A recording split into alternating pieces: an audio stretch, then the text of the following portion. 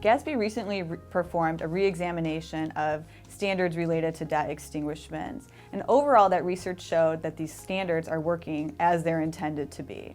We did identify an inconsistency in some of the guidance.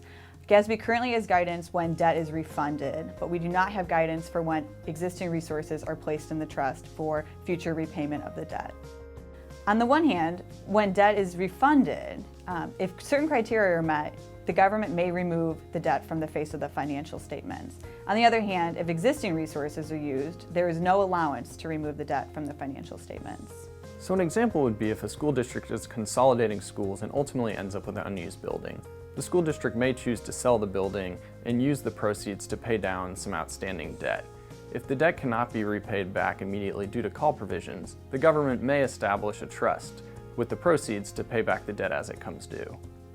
The term in substance defeasance refers to a situation where the debt remains outstanding, but irrevocable provisions and risk-free assets have been put in place to repay the debt. The conditions for obtaining this type of accounting using only existing resources are consistent with those needed to obtain it in a refunding transaction. When debt is defeased in substance, it is no longer reported on the face of the financial statements, and the related assets that have been placed in the trust to repay that debt are also not reported on the face of the financials. The proposed statement also provides a broader disclosure related to some governments who have debt defeased in substance. If the government is not prohibited from substituting the investments held in the trust with investments that may not meet the risk-free criteria, those governments should disclose that fact. And that disclosure will provide users with information about the ability to repay the debt over time.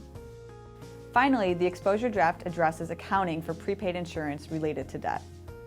Your feedback is critical to the board's process as they work towards a final standard, and we look forward to hearing from you.